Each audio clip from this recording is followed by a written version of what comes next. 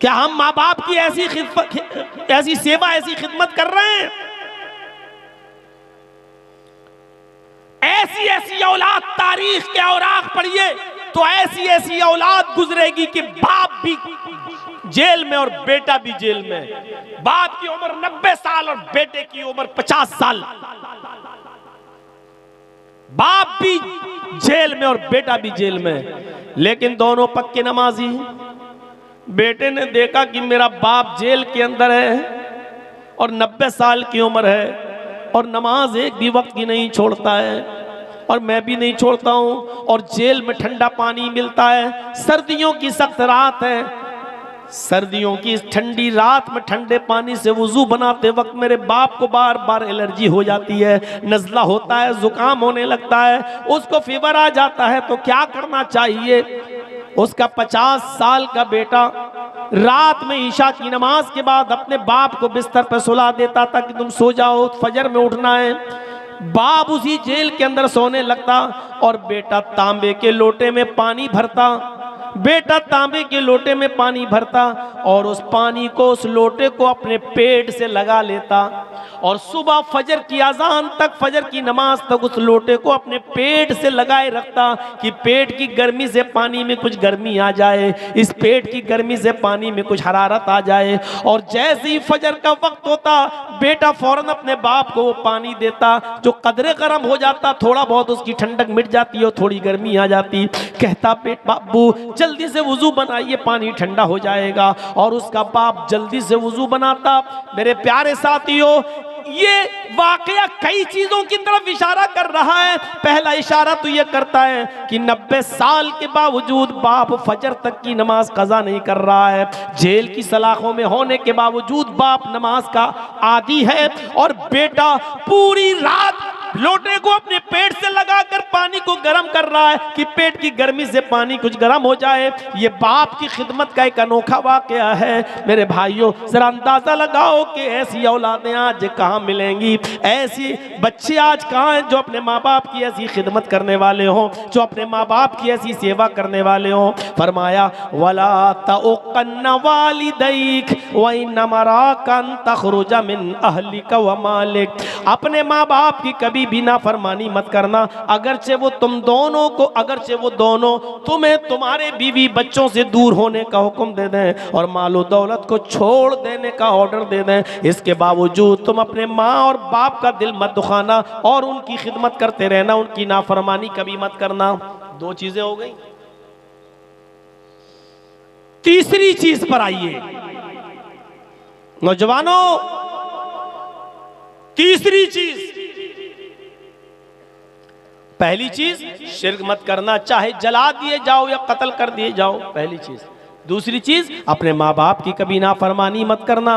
और तीसरी चीज की तरफ इशारा कर रहे हैं अल्लाह के नबी माज, वला तत्रुकन्न सलातन मक्तूबतन मुतअम्मिदन। आए माज, फर्ज नमाज कभी भी किसी भी हाल में मत छोड़ना। फर्ज नमाज, ताकीद देखिए, ताकीद पर ताकीद। ला तत्रुकन्ना सलातन मक्तूबतन मुतअम्मिदन। हरगिज हरगिज कभी भी किसी भी हाल में तुम फर्ज नमाज मत छोड़ना। सलातन मक्तूबतन फर्ज नमाज, मुतअम्मिदन कसदन जानबूझकर, आमदन जानबूझकर कभी भी फर्ज नमाज कसदन मत छोड़ना। हॉस्पिटल जाना है, बाप बीमार है, जल्दी से लेके जा रहे हैं, अजान हो रही है, जल्दी से वुजू बनाइए। मस्जिद में आप जाएंगे, 15 मिनट के बाद जमात होगी, 15 बाप की हालत सीरियस है, जल्दी से वुजू बनाइए, फर्ज 4 रकात पढ़िए ज़ोहर की और फौरन एम्बुलेंस में बैठिए और बाप को लेके जाइए, सुन्नत छोड़ दीजिए, जाइए। ये है फर्ज नमाज जो कभी भी किसी भी हाल में तुम्हें नहीं छोड़ना है। बाप बीमार, बेटा बीमार, लेकिन आप मस्जिद में जाएंगे देर लगेगी, फिर 15 मिनट जमात का इंतजार करेंगे देर लगेगी। इस हाल में बेटा सीरियस हो सकता है, आपको जल्दी लेके जाना है, ज्यादा बुरी कंडीशन है, फौरन घर में 4 रकात हल्की सी नमाज पढ़ लीजिए। इन्ना आतैना कल कौसर फसल्लि लिरब्बिका वनहर इन्ना शानिअका हुवल अब्तर। दूसरी रकात में कुल हुवल्लाहु अहद अल्लाहु समद लम यलिद। 4 रकात पढ़िए और फौरन अपनी औलाद को, अपने बेटे, बाप, माँ, कोई भी बीमार हो उसको लेके जाइए। ऐसे मौके पर सुन्नत छोड़ दीजिए। ये है फर्ज नमाज को किसी भी हाल में न छोड़ने का मतलब है। ला ततरुकन्ना सलातन मक्तूबतन मुतअम्मिदन कसदन अमदन, जानबूझकर फर्ज नमाज मत छोड़ना। बाप हॉस्पिटल में एडमिट है या बेटा हॉस्पिटल में एडमिट है, अब ऐसी मजबूरी में आपको क्या करना है? 4 ज़ोहर पढ़ लीजिए, उसी के साथ 4 असर पढ़ लीजिए। पता नहीं असर में मुझे कहाँ जाना पड़े, बेटे का चेकअप कराना पड़े, ये कराना पड़े, तो आप ज़ोहर के साथ असर मिला लीजिए, या ज़ोहर को थोड़ा लेट कर दीजिए और असर को थोड़ा पहले कर लीजिए और दोनों नमाजें एक साथ पढ़ लीजिए। मगरिब और इशा भी आप ऐसे ही कर सकते हैं कि मगरिब के साथ इशा पढ़ लीजिए। आप पढ़ना है, लेकिन जो किसी भी कंडीशन में छोड़ी नहीं जा सकती है। फरमाया ला ततरुकन्ना सलातन मक्तूबतन मुतअम्मिदन, फर्ज नमाज को नमाज कभी भी किसी भी हाल में तुम्हें तर्क नहीं करना है, छोड़ना नहीं है, कसदन जानबूझकर। अगर छोड़ दोगे तो क्या होगा? फ़इन्न मन तरका सलातन मक्तूबतन मुतअम्मिदन फ़क़द बरियत मिन्हु ज़िम्मतुल्लाह। जो शख्स फर्ज नमाज को कसदन अमदन जानबूझकर छोड़ देता है, टाइम है लेकिन नहीं पढ़ रहा है, अजान हो रही है, रुक जाओ, इंडिया पाकिस्तान का मैच आ रहा है, आखिरी ओवर रह गया है, आखिरी ओवर देख ले तब जाएंगे। वो ओवर देखा तब तक मस्जिद में गया, जमात हो चुकी है। इसको कहते हैं अमदन और जानबूझकर छोड़ना। अमदन और कसदन जानबूझकर छोड़ना इसको कहते हैं। आप दुकान पर बैठे हैं, अजान की आवाज हो रही है, अब बेटे को फोन कर रहे, बेटे जल्दी आओ, तुम बैठो दुकान पे, मैं नमाज पढ़ने जाऊंगा।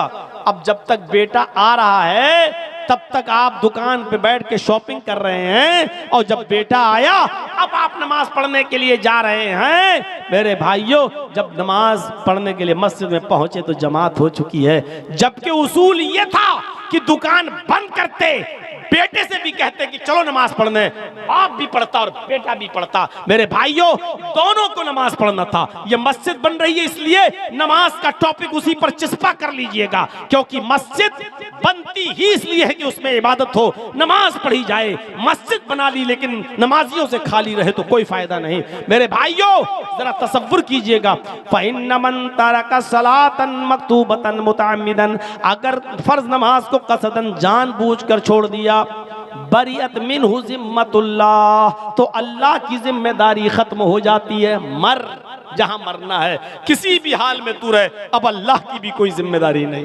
फ़क़द बरियत मिन्हु ज़िम्मतुल्लाह, अल्लाह की भी जिम्मेदारी खत्म हो जाती है। एक जगह अल्लाह ताला ने कुरान में फरमाया, वमन अअरज़ अन ज़िक्री फ़इन्न लहू मईशतन ज़न्का, मेरे जिक्र से एराज करोगे तो फ़इन्न लहू मईशतन ज़न्का, हम तुम्हारी रोजी को तंग कर देंगे, तुम्हारी रोजी को बंद नहीं कहा, तंग कर देंगे। आज बताइए, ये मसला है हमारे आपके सामने के नहीं? मौलाना साहब, बहुत पैसा कमाता हूं लेकिन रुकता नहीं है, बरकत नहीं होती है। मैं घर पे आता हूं, 1000-2000 रुपए रोज कमाता हूं, लेकिन उससे ज्यादा खर्चे हो जाते हैं, कभी कोई बीमार, कभी कोई।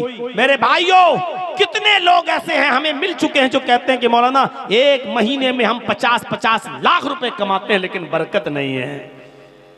गौर करें, वो ऐसा तो नहीं कि वो नमाजें तर्क करते हैं, क्योंकि जिक्र से मुराद यहां नमाज है। और अल्लाह ने कहा मन आरज़ा अन ज़िक्री, जिसने मेरे जिक्र से एराज किया, फ़इन्न लहू मईशतन ज़न्का, हम उसकी रोजी को तंग कर देंगे, हम उसकी रोजी को टाइट कर देंगे।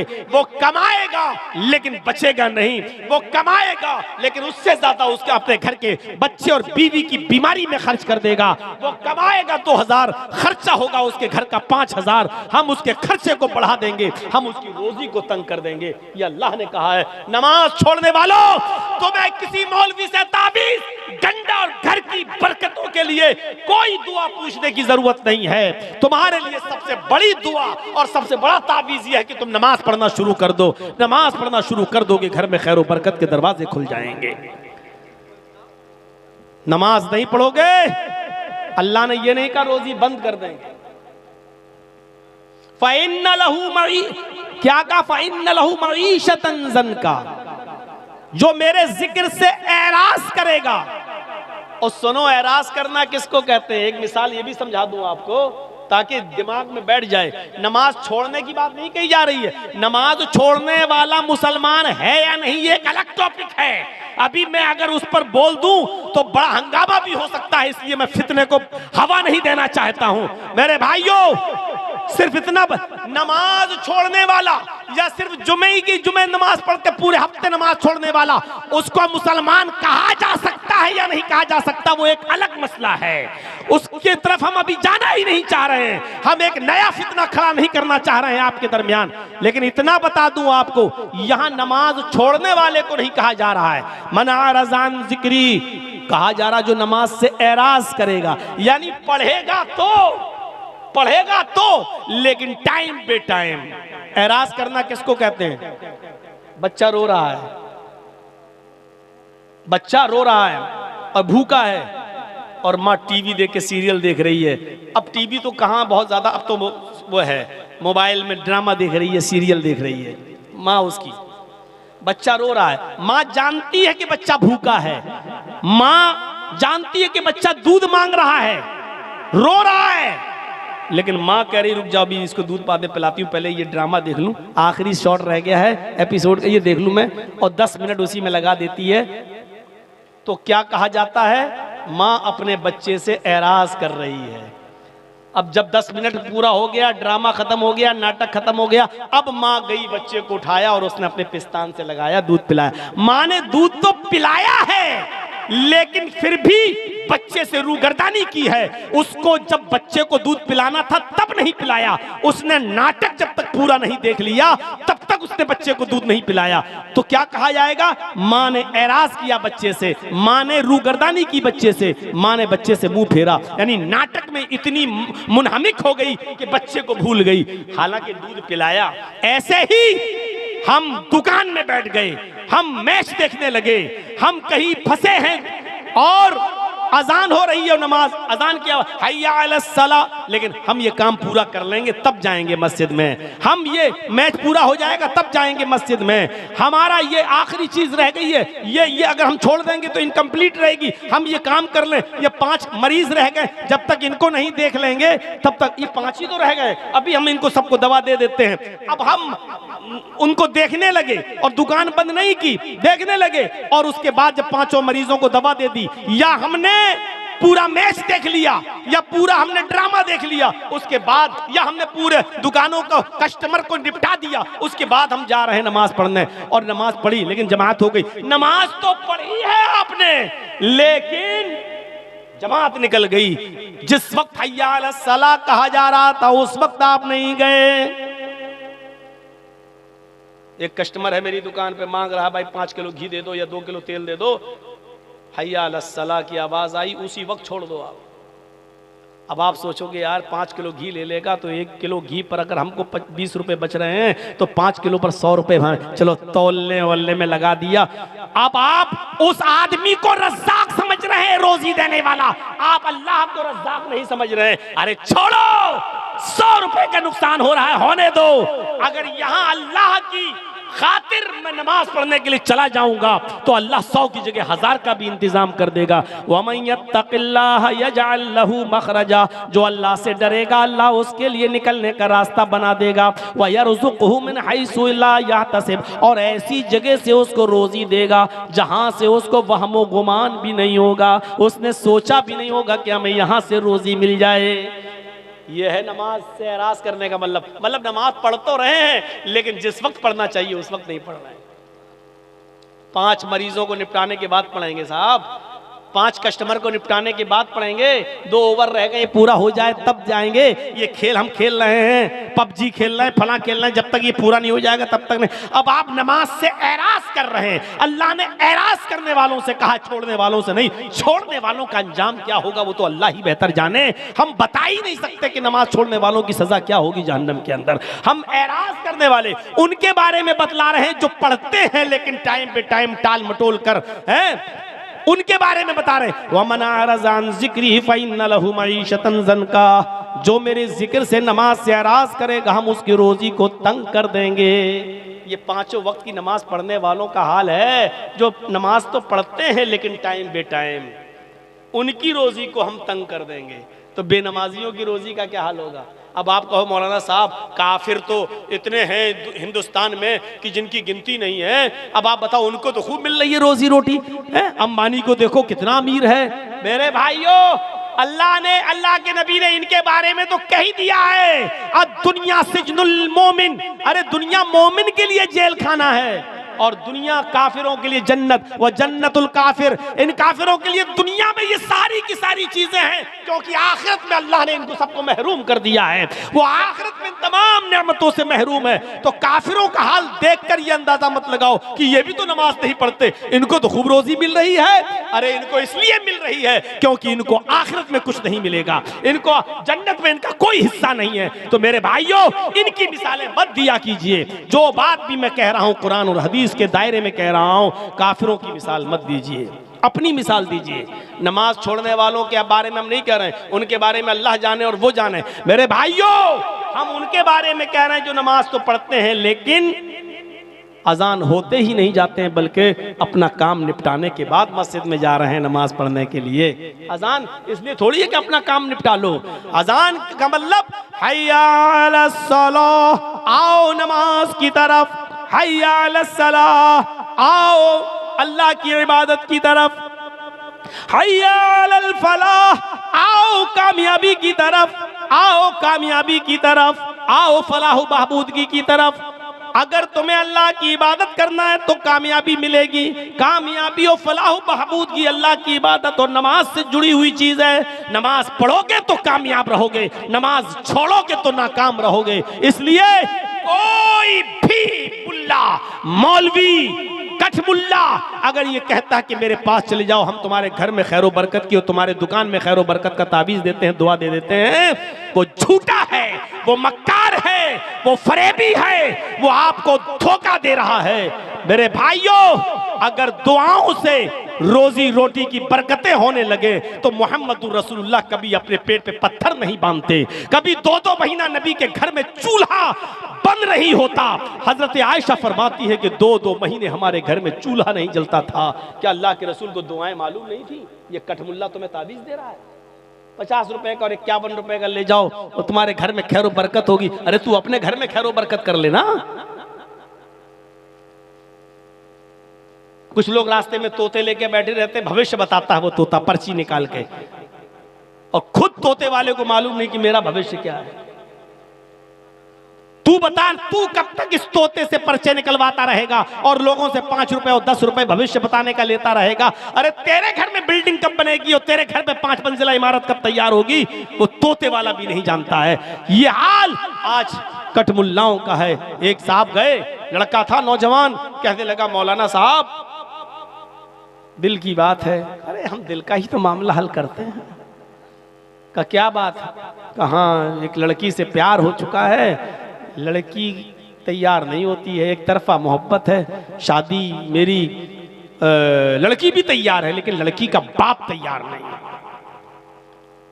अरे क्या बात करते हो, ये ताबीज मैं दे रहा हूं, ले लो, गले में डालकर सीधे लड़की के बाप के सामने आ जाना। लड़की का बाप अपनी बेटी को लेके खुद तेरे घर पे आएगा,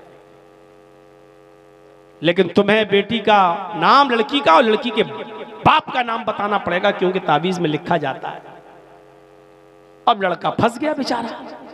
अब बड़ी मुश्किल से बताया कि हाँ उसका नाम है मरियम। ठीक है, उसके बाप का नाम? बाप का नाम मत पूछो तो अच्छा है। नहीं साहब बताओ। तो उसने कहा कि वो आप ही की बेटी है, आप अपना नाम डाल दीजिएगा। कमीने, सुअर, उठाया जूता तो मेरी बेटी से हैं? भाई जब दीन का काम था, जायज काम था, तो ताबीज क्यों नहीं दे रहे? और जब अपना नाम सुना कि मेरी बेटी से ये प्यार कर रहा, तो तू जूता चप्पल उठा रहा है। इसका मतलब जो चीज तू अपने लिए पसंद नहीं कर रहा है, फिर दूसरों की बहन बेटी के लिए कैसे तू ताबीज दे रहा है? कहां की शरीयत है ये? कहां का मामला है? ऐसे पाखंडियों से होशियार रहना। घर की खैरो बरकत चाहते हो तो 5 वक्त की नमाज पढ़ोगे, और नमाज पढ़ोगे तो उसमें अपने आप ये दुआ मांगोगे। जब एक सजदा करके उठोगे ना, सुभान रब्बी अला, सुभान रब्बी अला, सुभान रब्बी अला, अल्लाहु अकबर। अब आप बैठे हो, दूसरा सजदा करोगे, दूसरे सजदे से पहले बैठकर क्या दुआ पढ़नी पड़ती है? 2 मरतबा पढ़िए, रब्बिग़फिरली, रब्बिग़फिरली। बहुत आसान है। और एक और दुआ आती है, वो दुआ भी बहुत से लोग पढ़ते हैं, अल्लाहुम्मा ग़फ़िरली वरहमनी वहदनी वआफ़िनी वरज़ुक़नी। क्या दुआ है? अल्लाहुम्मा ग़फ़िरली, अल्लाह मेरी मग़फ़िरत फरमा, वरहमनी मेरे ऊपर रहम फरमा, वहदनी मुझे हिदायत दे, वहदनी मुझे हिदायत दे, वआफ़िनी और मुझे सेहत व आफ़ियत नवाज, वरज़ुक़नी और मुझे रिज़्क़ हलाल अता फरमा। 5 वक्त की नमाज जब मुसलमान मस्जिद में आकर पढ़ेगा, और 5 वक्त की नमाज में एक रकात में 2 सजदे होते हैं, एक मरतबा उसको हर रकात में ये दुआ मांगना पड़ती है, वरज़ुक़नी मुझे रिज़्क़ अता फरमा। अगर उसने ज़ोहर की 10 रकात पढ़ी तो 10 मरतबा कहा वरज़ुक़नी। अगर उसने असर की 4 सुन्नत 4 फर्ज पढ़ी तो 8 मरतबा कहा वरज़ुक़नी। उसने मगरिब की 5 रकात पढ़ी तो 5 मरतबा कहा उसने वरज़ुक़नी। ईशा की कम से कम उसने 7 रकातें पढ़ी, 4 फर्ज 2 सुन्नत 1 वितर, तो 7 मरतबा उसने कहा वरज़ुक़नी। मेरे भाइयों गौर करो कि एक दिन में कितनी मरतबा वो अल्लाह से कह रहा है कि अल्लाह मुझे रिज़्क़ अता फरमा, अल्लाह मुझे बरकत वाला रिज़्क़ दे, अय अल्लाह मेरी रोजी रोटी में इजाफा दे, यानी अल्लाह मेरे कारोबार में बरकत अता फरमा।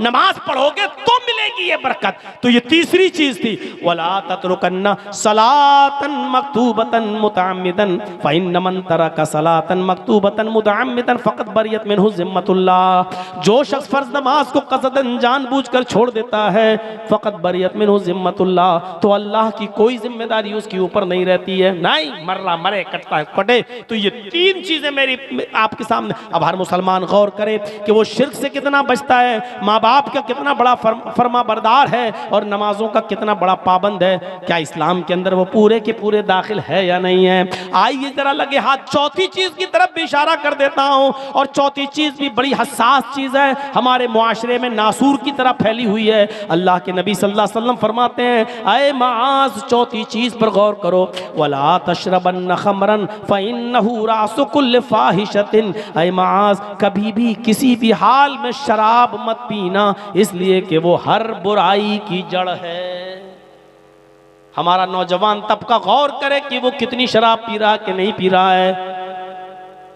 और मेरे भाइयों माफ करना, बहुत ही मौजरत के साथ, हम शराब सिर्फ पीने वाली चीज ही को नहीं समझते हैं। शराब सिर्फ पीने वाली चीज ही नहीं होती है, हम हर नशे वाली चीज को उसमें शामिल समझते हैं। इसमें बीड़ी हो, सिगरेट हो, पान हो, गुटखा हो, तंबाकू हो, खैनी हो, हर इस चीज को मैं इसी चीज में शामिल मानता हूँ। इसलिए अल्लाह के नबी सल्लल्लाहु अलैहि वसल्लम ने इन तमाम चीजों के इस्तेमाल को हराम करार दिया है। अकरू मकरू ये दूसरे लोगों में होगा, हमारे यहाँ मकरू कोई चीज़ ही नहीं है। मेरे भाई जो इस्लाम में 2 ही चीज़ हैं, या तो हलाल है या हराम। अगर कोई चीज़ मकरू है तो इसका मतलब ये है कि दिल चाहे तो छोड़ दो, दिल चाहे तो पी लो। तो मेरे भाई जो इसका मतलब तो ये हुआ कि वो हलाल के ज़ुमरे में, हलाल के ज़ुमरे में। तो इसलिए ये कहना गलत है कि ये मकरू है, मकरू नहीं है। शराब को हाथ मत लगाना, फ़इन्नहु रासु कुल्लि फ़ाहिशतिन, ये हर बुराई की जड़ है। शराब सिर्फ बुराई नहीं है, बल्कि एक शराब के पीने के बाद दूसरे गुनाह करने का भी, यानी शराब पीना खुद एक गुनाह, लेकिन शराब पीने के बाद और भी गुनाह होने लगते हैं। शराब पी के टुन घर में घुसे, माँ करिए मना किया था फिर पी के आया, और तेरी माँ का, तेरी में अपनी माँ को ही माँ बहन की गाली, अपनी बहन को भी गाली, बाप को गाली, भाई को गाली, और ऐसी गंदी गंदी गाली जो तू नशे में देता है, जिसको कोई मर्द